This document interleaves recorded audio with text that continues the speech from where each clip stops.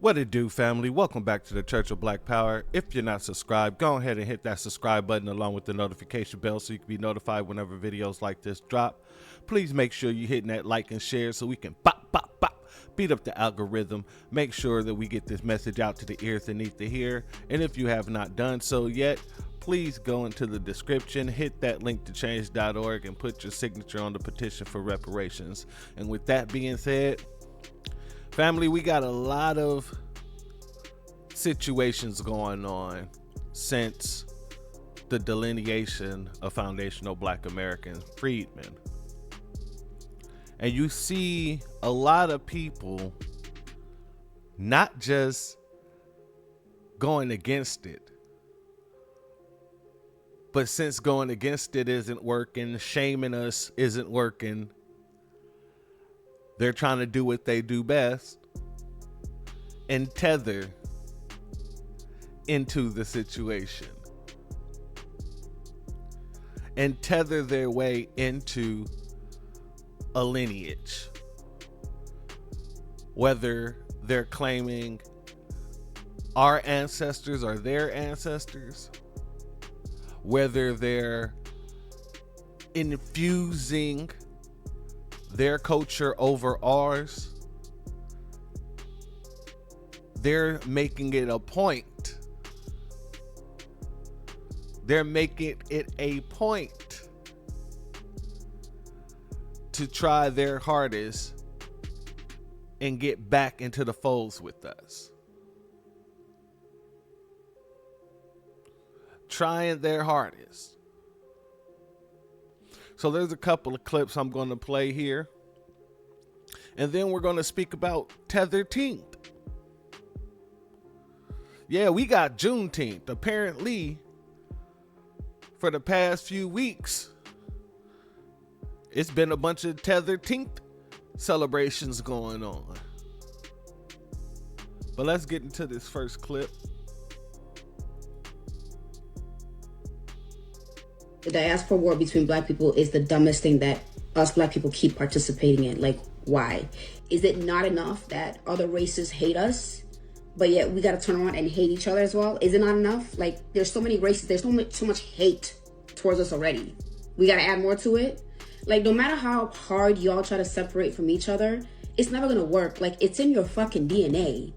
We all come from the same place. Like, we're all one. Like, as an African woman, I can understand why African Americans want to separate themselves sometimes, some of them, not all, because I get it. Like, they've been here their whole lives. Like, this is all that they know. Like, their ancestors were here, and it makes sense. And also at the same time, as an African woman, I want other African Americans to be like, you can have a home here in America because America is your home. Your ancestors, our ancestors built this from the ground up. We did. They did. And I feel like you can also have a home in Africa. Like, I just, I want to just like keep that door open. Like, I just don't understand when Black people are going to wake up and realize that the people that look like you, those are not your enemies. Those are not the real enemy. Like, when is it? Like, it's freaking 2024. It's been decades. When are y'all gonna wake up that people who look like you are not your enemies? Like, there is so much beauty in Blackness. There's Black people everywhere. Black people in the islands, Africa, everywhere around the world, in America, and there's... Okay, family, so we're gonna go and let that play again, and we're gonna unpack that piece by piece. The diaspora war between Black people is the dumbest thing that us Black people keep participating in. Like, why? Now, it's funny that she says that this is the dumbest thing that us Black people keep participating in. Who started this war in the first place? We have never gone outside of America and went to anybody else's country speaking down on them, calling them lazy, while taking their resources from their land. We've never done that. We've never done that. So all the nonsense about this is the dumbest thing we participate in, first and foremost, we don't participate in it. We defend ourselves against it. There's a big difference. Let's continue. Is it not enough that other races hate us, but yet we got to turn around and hate each other as well? Is it not enough? Like, there's so many races, there's so much hate towards us already. We got to add more to it. Like, no matter how hard y'all try to separate from each other, it's never gonna work. Like, it's in your fucking DNA. Yeah, here's the big difference. It is in our DNA, but our lineage is totally different from yours. What we've done here is totally different from what you've done wherever the hell you came from. The way we fight here, you guys refuse to fight in the same manner. You actually try to make it about immigrants, right? Immigrant first. I've done plenty of videos on the fact that you guys claim to be immigrant first. And y'all don't have the same struggle as us. But as we delineate and we say, you guys hold your own and take care of yourselves, now you guys come in with this nonsense about, this is stupid. Why is this even happening? We hate it. Everyone else hates us. We gotta hate us too. Well, you guys come over here and tag team with the white supremacists and literally spew all the talking points of a white supremacist with a black face. So what do you mean? At this point, we wash our hands of you. Let's continue. We all come from the same place. Like, we're all one. Like, as an African woman, I can understand why African Americans want to separate themselves sometimes, some of them, not all, because I get it. Like, they've been here their whole lives. Like, this is all that they know. Like, their ancestors were here, and it makes sense. And also, at the same time, as an African woman, I want other African Americans to be like, you can have a home here in America because America is your home. Didn't we do that? And what did they do when they got over here? They shunned us, turned their backs on us. Oh, the white man, water is colder. They did all the things that other immigrants did, but they did it with a black face. And now it's an issue that we're calling it out. And they want us to say, you're welcome to be here. When every time we turn around, they're showing us the darkest parts of they butt. You didn't get us here. The white man brought me here. You don't have no power. The white man have all the power. We should be grateful to the white man, not to you. You didn't fight for us to be here. These are the things y'all say. Your ancestors, our ancestors, built this from the... Nope. Not our ancestors. Not our ancestors. Our ancestor as in FBAs, and your ancestors are over there in Africa somewhere. Let's be very clear about that. Try to funnel her way on up in there. Our ancestors built this. No. You just literally proclaimed and said you were an African woman. You just literally said, as an African woman, I understand why African Americans want to delineate. But now it's our ancestors that dip your toe in the water and see if it's cool type shit. Let's continue. The ground up. We did. They did. And I feel like you can also have a home in Africa. Like, I just, I want to just like keep that door open. I want to feel like you can have a home in Africa. Well, what you want to feel like and what the actual truth of the matter is two different things. And I'm going to be showing some of that as well. What the truth is about moving to Africa and certain parts of Africa are.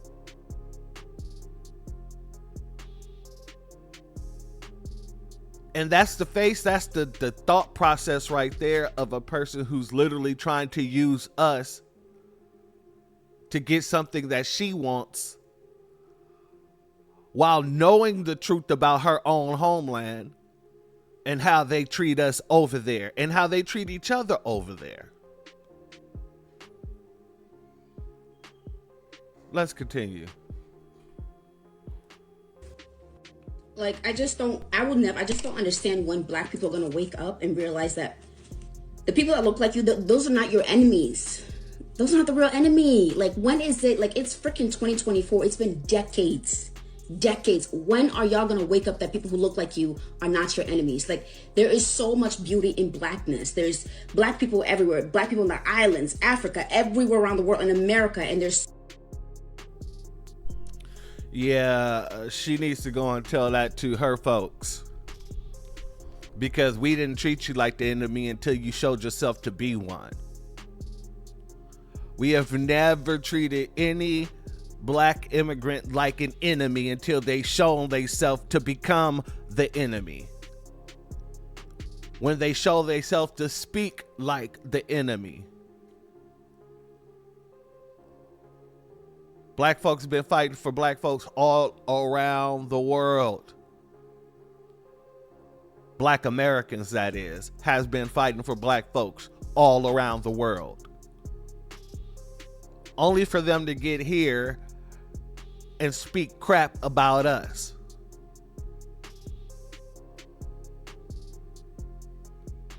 And then turn around and try to do shit like this. Tether activity, foundational black African.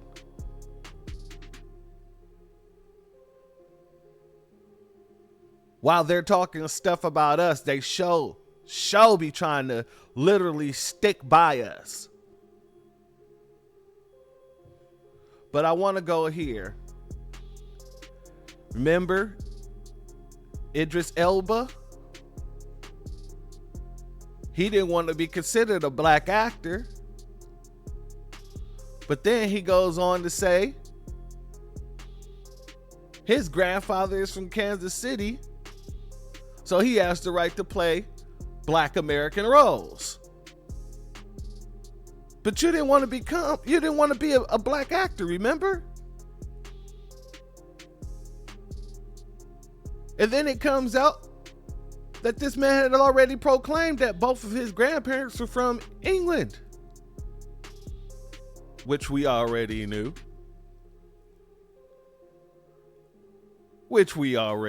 Shout out to Boss Lady. She says, so the UK black Brits are now saying they got black American lineage. Make it make sense. But let's get over here to, what the young lady say? She said, I'd like to think that you guys can have a home in Africa. Well, we had that whole Ghana situation where they came out and proclaimed that they would give citizenship to black Americans and all this other stuff. And there were some black Americans who took heed to that. Let's see what our sister has to say about it. Invited us to come home, which by the thousands we did. We came running to Ghana. People sold their homes, moved out of their apartments, sold everything. Some people packed up containers and moved over here just to get over here and realize this is not our home. Y'all call us foreigners. Ghanaians call us that. We didn't make that word up. We didn't start calling ourselves that. We don't know that that's what y'all call the white people and the Chinese because we're not around them. But we know that that's what y'all call us. I ain't never heard the word before, Tabby, till I came to Ghana. Okay. Y'all invite us home. Let's talk about what y'all do to us. Starting from the fucking before we get to the airport, we gotta have a visa that we pay for to even enter our home. We pay all this money for passports and visas to get here. We get to the airport, and as soon as you see a fucking blue passport, everybody's coming for us. Can you give me something small at the COVID place? You get to immigration. Can you give me something small? You get to baggage. Can you give me something small? A person grabbed a damn cart and put my bag on it and got mad because I gave him $5 because I only had hundreds, because you come over here with hundreds to get the best, cash in rate. How about he looked at that and said, I don't want that. I said, what you mean you don't want it? I said, I want to know, what did you expect me to give you? He said $10. I said, so you want me to give you over 100 CDs for picking up a bag, putting it in a cart? He don't know this is like my 5th time coming through the airport. I have never seen nowhere in any country or state where people have openly, it says $60 for foreigners, $30 for locals, okay? You go to Cocoon Park, and I don't remember the price. Let's say $200 for foreigners, because that's what y'all call us, $40 for locals. You go to the castle, it's $60 for foreigners, $10 for locals. I ain't never seen that nowhere. I ain't never went nowhere in the U.S., Mexico, and Canada where it said you pay, if you a local, if you're from here, you pay $3 for a Coca-Cola, but if you're a foreigner, you pay $8 for a Coca-Cola. I ain't never seen that nowhere except Ghana. Nobody in the airport has ever asked me for no money for nothing. I have only seen that in Ghana. Now let's talk about the fact that y'all welcomed us home and how this process looks to me. According to y'all, the ones of us that were stolen, so let's talk about the process of coming home. We got stolen from our mother, our birth mother and father. 20 years later, we're probably 26 years old now. Our mother finds us and she said, baby, y'all come home. I miss you. Come back home. Get out them streets where they don't love you at and come home.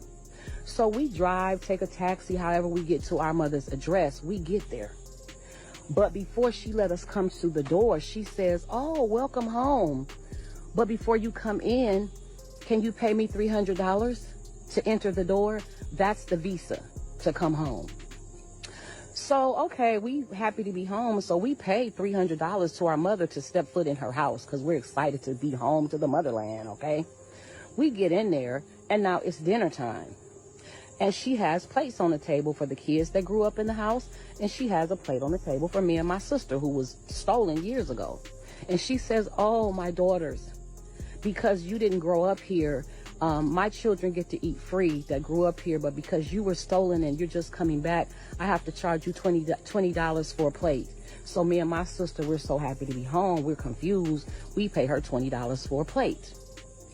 Okay. That's the cocoon shit. That's y'all giving us different prices for shit. Okay. Now we're at our mother's house and we're enjoying being there. We see something's a little weird, but we enjoy being back home with our mother. We decide we want to stay. And she goes, oh, you want to stay a little longer? You're going to have to pay me $1,000 every year to stay here. That's the residency. Now we're paying her for residency, even though she invited us home after we were stolen from her. Okay. Now we pay the residency, and then we decide, you know what? We want to get on the birth certificate. We kind of like it here. It's a little weird, but we comfortable enough to stay here. And she tells us, oh, in order for you to stay here, I have to put my name on your birth certificate. That's going to be $3,000 each, please. And then I will put your name on the birth certificate and you will become a family member. That's the citizenship. That's the citizenship. So how are we home if we got to pay y'all? Why aren't the visas free? If this is home, why don't you make this visa free for us? If this is home, why do we have to pay to be a resident? If this is home, why isn't our citizenship automatically given to us? Because, family, it is not home. They overcharge. They literally look at us like licks. They look at Black Americans specifically as licks. to be scammed, to be overcharged, to be taken advantage of. And yes, so they've been begging. I know many of you have seen all these different videos of all these Africans talking about Black Americans, come home, come to Africa, come to wherever. We love you, we miss you, and all this other stuff. But yet, when we get there, we're treated worse than the colonizer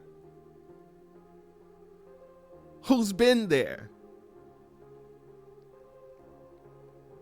And when this sister put out this video, apparently somebody from over there responded and basically said they look at us as colonizers when we move back over there. Let's get into that. Let's get into it. Oh, everybody come home. All Black people come home. But I have to assume that this is a person who has not spent significant time in another country to recognize that the government may officially say, okay, all Black people come home. But that does not mean that that is the voice of the local people that you're going to have to live with. Family, how many times have you seen all these different videos of average African citizens, no matter where they are, Ghana, Nigeria, whatever, talking about begging us to come home, to come build with them, to come help build up Africa? Like, you see some government officials as well.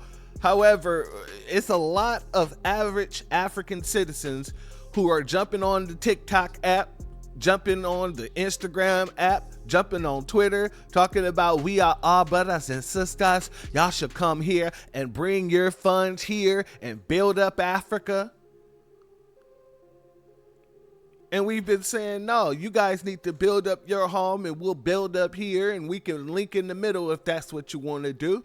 However, you guys got to go and do for yourselves.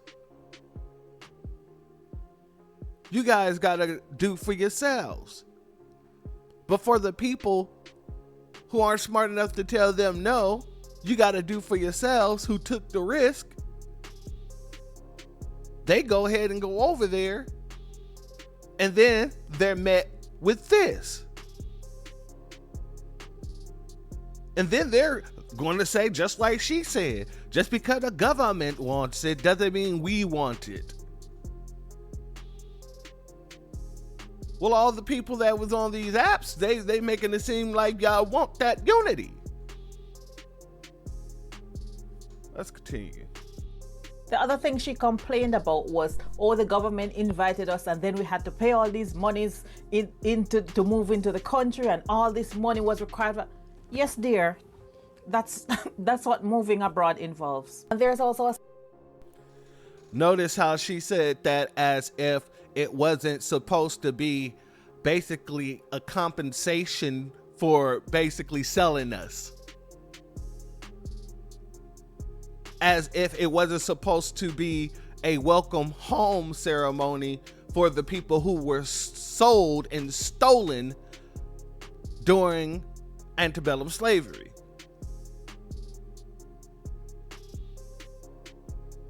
It's just moving abroad. It's not moving home, it's moving abroad. A series of videos where Ghanaians are complaining about the Black Americans who have taken up the government's call, who have moved there and are in effect gentrifying the place. And I think... Notice, she said, we're gentrifying the place. We're gentrifying the place. They beg us to come back and help build up Africa, but when people take up that call, you're gentrifying the place.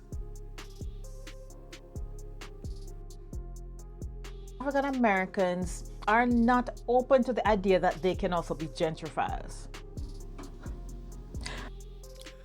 How can we be gentrifiers if you guys asked us and begged us to come back?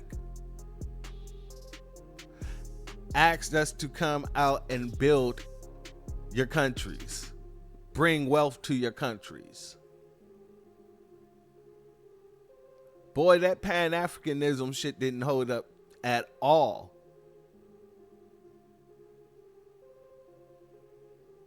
At all.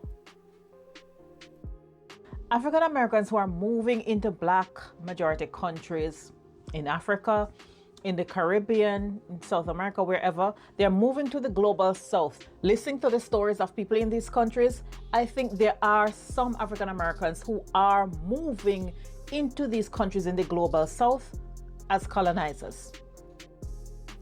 So we're moving into these countries as colonizers, but you guys moving into America isn't colonization. You using our face to get benefits that's supposed to be for the descendants of American slaves isn't colonizing our benefits. See, this makes no sense. Either it goes both ways or it doesn't. Because I could damn sure say the same thing about you guys moving to America. You guys are also gentrifying and colonizing our areas. Let's continue. They may not see themselves as colonizers, but they are moving like settlers. Their actions and the entitlement that they are moving with are giving colonizer vibes. And what do you think your actions give? What do you think you guys act like when you come here? I mean, the entitlement is real. And I'm going to show you how entitled she feels. When they get here, this is how entitled they feel. But let's get through this, because I want to make sure she get it all out. By that I mean displacing the local people, disrespecting the local culture, doing all the things to uproot the natives that a colonizer would do. Oh, I'm gonna have to run that back.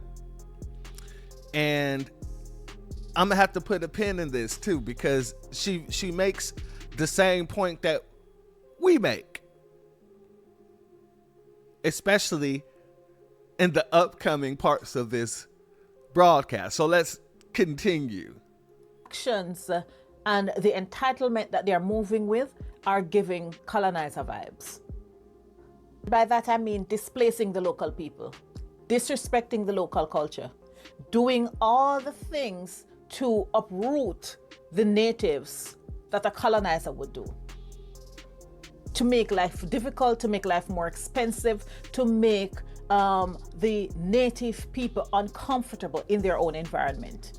I'm not saying this is solely an African American issue, but I'm saying that in the same way that we can recognize when white people are moving into spaces and gentrifying it, when white people are moving into global south countries as settlers and colonizers, we also need to recognize that behavior in ourselves. Because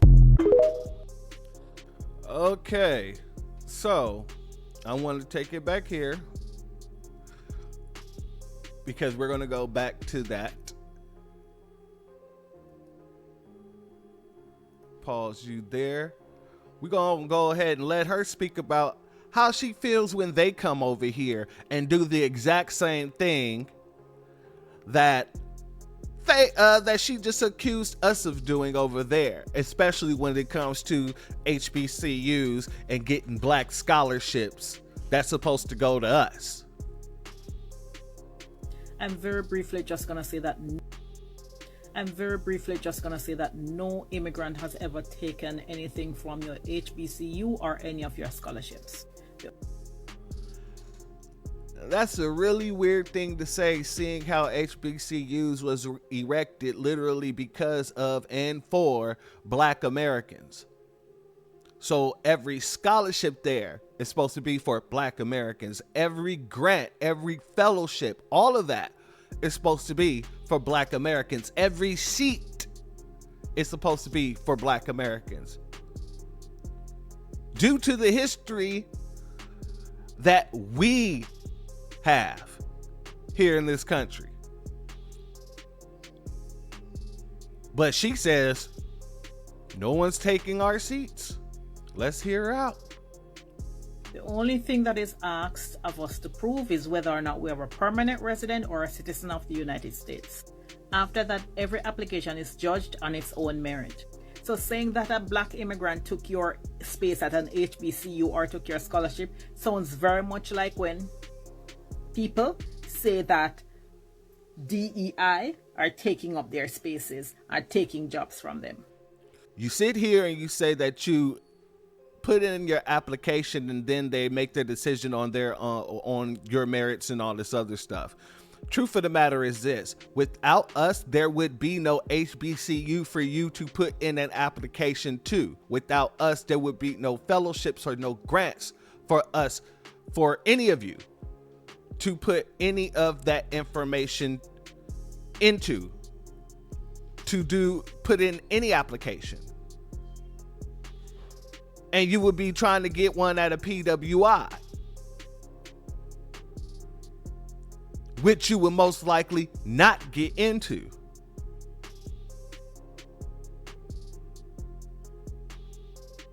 Most likely you won't get into it. If it was not for us literally fighting for these schools, you wouldn't be able to get those grants. They give you those grants on the notion that you're Black. They give you those scholarships on the notion that you're Black. And those scholarships and grants were literally designed and catered for Black Americans.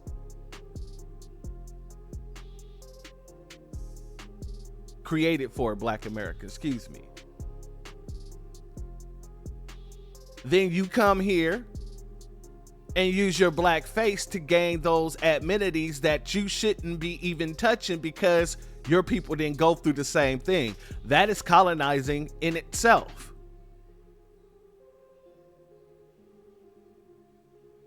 But let her tell it, it's not colonizing.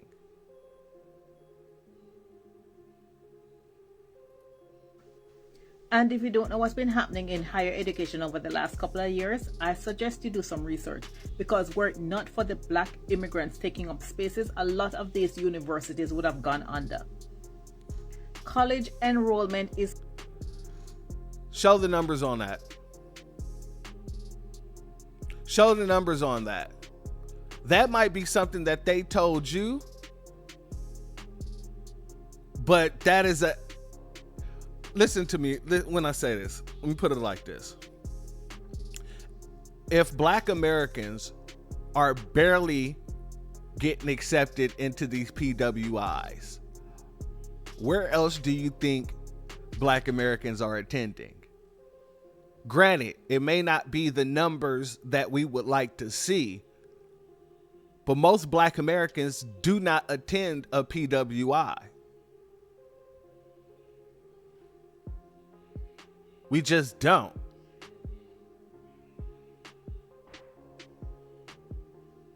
Let's continue. Is falling at a very concerning rate in the United States, and they need applicants from any and everywhere. Many universities, particularly those that are private, are desperately seeking applicants from overseas because US college admissions are way down.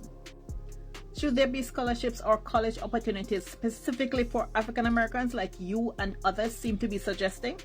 Maybe, but that is something that you should lobby for, and that is something that you should press the higher education institutions to implement. What is this woman talking about? Literally, the reason why these HBCUs exist is because of Black Americans.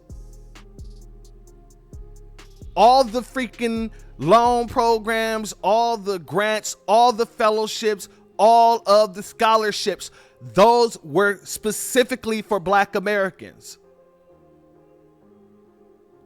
That was something that was lobbied for. This is what I'm talking about when I say these people literally will negate the history,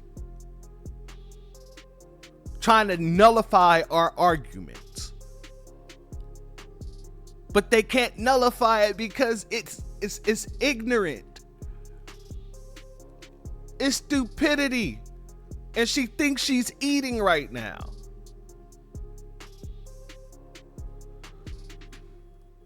Rather than blaming the people who simply just check on a form whether they are a citizen or a permanent resident, and that is definitely not stopping you from doing the same exact thing.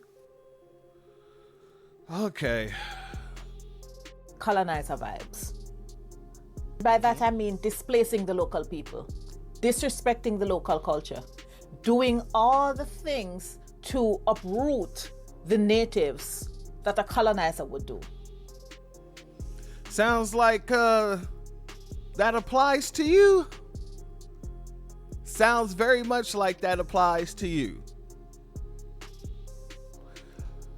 It also applies, y'all remember this from a few years ago?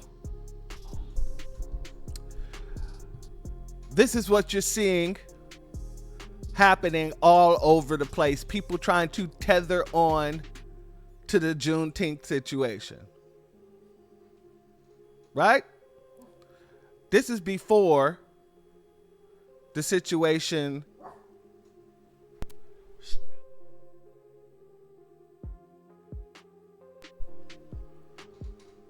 this is before the situation for this year. This is like last year or something. But this year gotten even worse. Because last year they saw that this wasn't working out. The whole putting white folks on a Juneteenth poster talking about Juneteenth is for everybody. We shut that down quick, fast, and in a hurry. Now, you got these situations happening. Kick off Juneteenth celebration at Ari's Jerk Bar and Grill. Thursday, June 16th, 6 p.m. to 9 p.m. Ari Jerk Bar and Grill. Jamaica and USA unite to celebrate 157 years of freedom. Come out and support an independent Black-owned business in Lakeview. You see, Juneteenth has nothing to do with these folks, but yet they're using Juneteenth as a marketing tool for their Black-owned business. What say you? Colonizer vibes.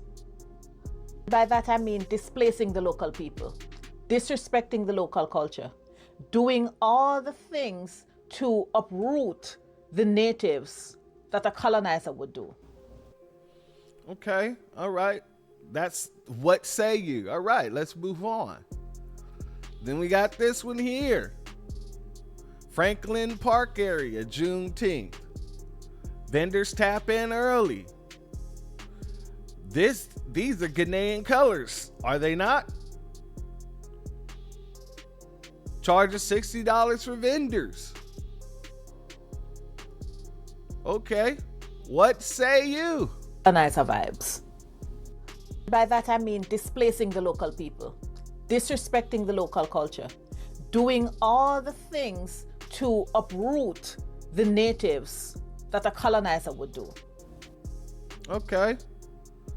Very much so. I agree. I fully agree. Let's move on to this one. Shout out to Tariq for posting this. What's happening here? All weekend, the celebrations have been going on around the city. Well, News 12's Jordan Cassane is in Prospect Park, where Brooklyn-based organization I Am Caribbean is hosting a double whammy, Juneteenth and Caribbean American Heritage Month celebration. A double whammy. A Caribbean heritage celebration blended in with a Juneteenth celebration. How can two things exist at the same time? They can't. All you did was stole a day or a name and tethered in your culture. Well, News 12's Jordan Cassane is in Prospect Park, where Brooklyn-based organization I Am Caribbean is hosting a double whammy, Juneteenth and Caribbean American Heritage Month celebration. What say you? Colonizer vibes. By that I mean displacing the local people, disrespecting the local culture, doing all the things to uproot the natives that a colonizer would do. I fully 100% agree. I 100% agree. Let's continue. Yeah, Caribbean business owners, artists, musicians, and so much more are joining right here at the Prospect Park Boathouse to celebrate their heritage and Juneteenth. It's a cultural celebration for Brooklynites of all ages. I Am Caribbean, in collaboration with the Prospect Park Alliance, have come together for today's Juneteenth and One Love Little Caribbean Day right here in our backyard. I Am Caribbean. One Love Caribbean Day.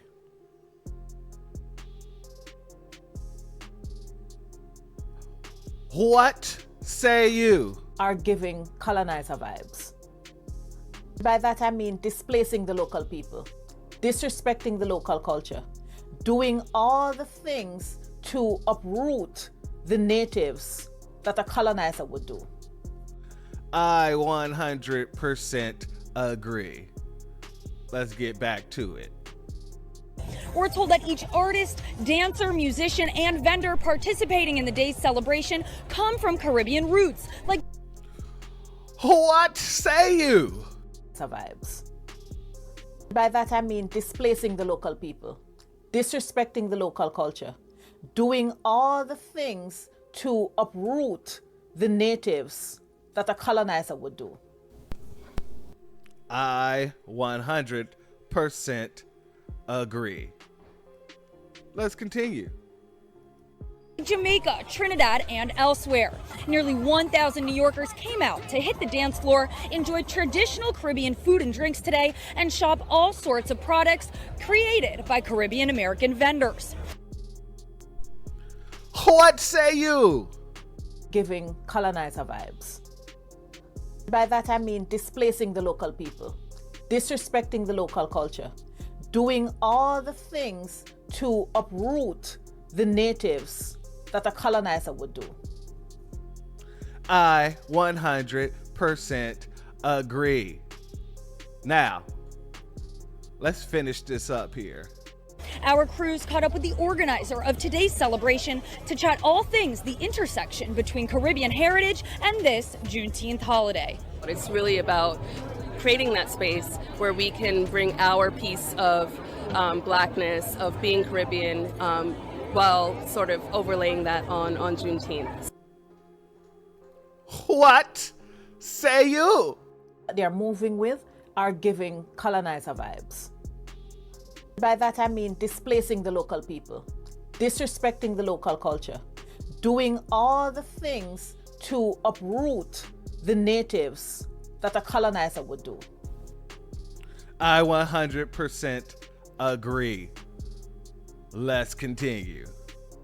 It's really about creating that space where we can bring our piece of Blackness, of being Caribbean, while sort of overlaying that on Juneteenth. So, and that's a very specific and unique experience. Being Black is not one thing, it's not a monolith. And so today we're celebrating Afro-Caribbean culture, but not only Afro-Caribbean because I'm half Indo-Caribbean, so Indo-Caribbean culture, just Caribbean culture heritage, Brooklyn. What say you? Giving colonizer vibes. By that I mean displacing the local people, disrespecting the local culture, doing all the things to uproot the natives that a colonizer would do. And I have to agree 100% because as we just saw in many cases, you Black immigrants come here and do exactly what she just said. She's doing exactly what she's accusing us of doing, which is coming into our spaces and colonizing our spaces for their own purposes. So the tethering is real. They had to have their Tetherteenth event, and so did Joe Biden. And as I end this off with this video of Joe Biden at his Tetherteenth event, I have to give you guys a disclaimer.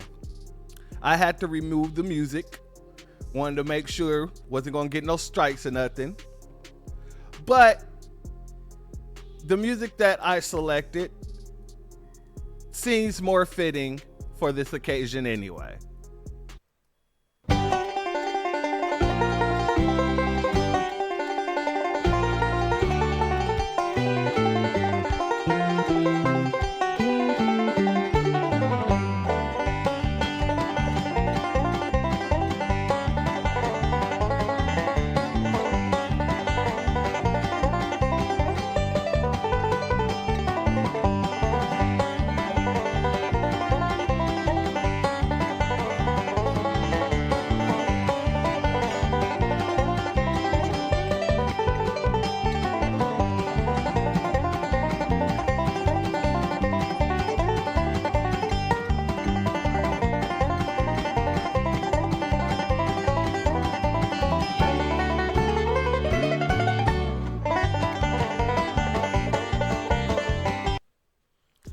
Yes, family.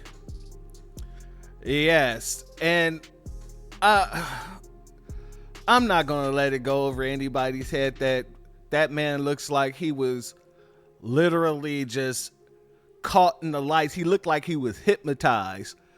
He was moving slow motion. I guess they don't have him on that, you know, those medications they be having him on when he be talking stuff about Trump now, do they? Look at this again and watch how mesmerized this man looked by the lights.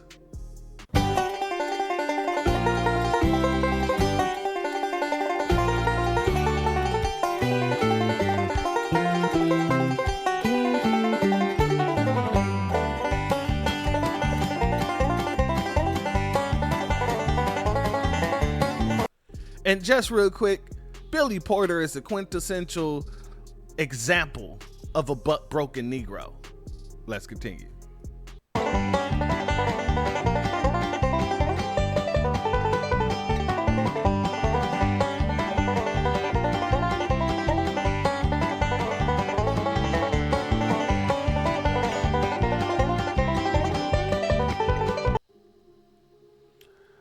So it looks like that dude whispered in his ear, "Don't forget to give me knuckles. Give me knuckles." This man looked way too happy to be around Biden. But notice, it's a bunch of tethers and a bunch of napkins, bunch of YTs. Kamala got her little YT next to her, clapping her hands all hard. Yeah. Next to him, you got Billy Porter. This is just a showcase to be shown, ain't it? Look at this. This is...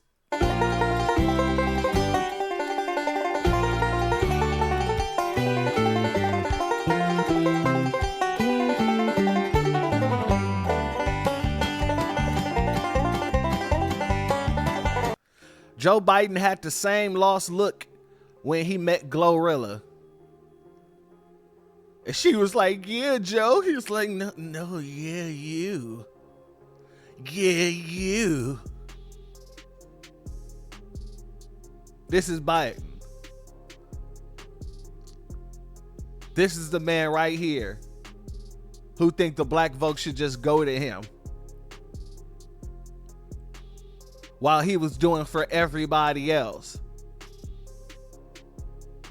Everyone else get funding. We get Billy Porter in a dress and a bunch of Sambo coons dancing around.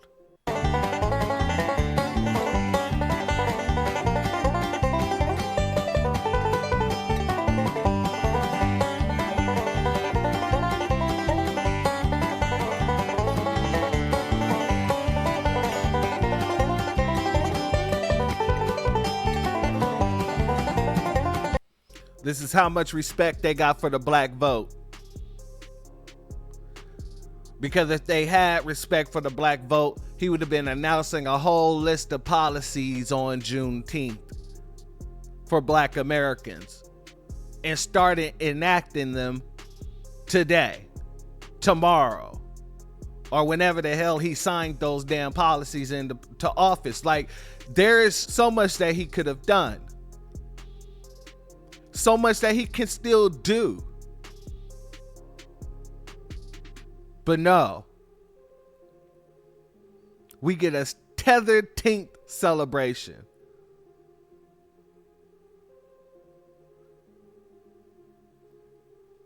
Family, like I said, everything that's going to happen in November is on the Democrats' heads. Every single thing. For all the disrespect that they've done. For all the resources that they've given away to people who aren't even citizens. And for all the nonsensical BS that they bring to us as compensation for our vote. All while giving actual resources and funding to everyone else. And to these tethers, your time coming to an end too. We delineating more and more. And now you're starting to see the news delineate.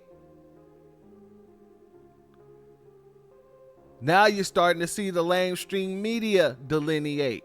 I don't know if you guys heard about that Jamaican food truck that got impounded because they were selling not only Jamaican food, but they were selling pum-pums and they were selling drugs.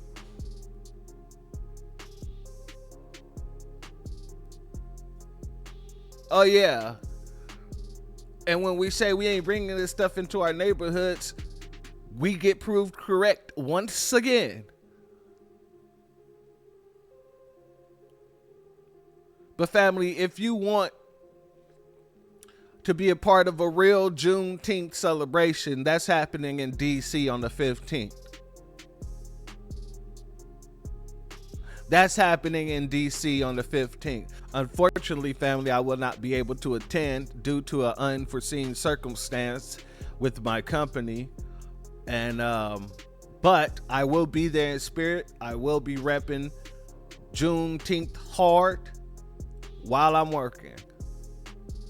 But family, with that being said, if you're not subscribed, go ahead and hit that subscribe button along with the notification bell so you'll be notified whenever videos like this drop. Please make sure you're hitting that like and share so we can beat up the algorithm. Make sure we get this message out to the ears that need to hear. And if you have not done so yet, please hit that link in the description and go to the change.org link and put your name, signature on the petition for reparations. With that being said, family and friends, the doors of the church are now closed. Peace, family.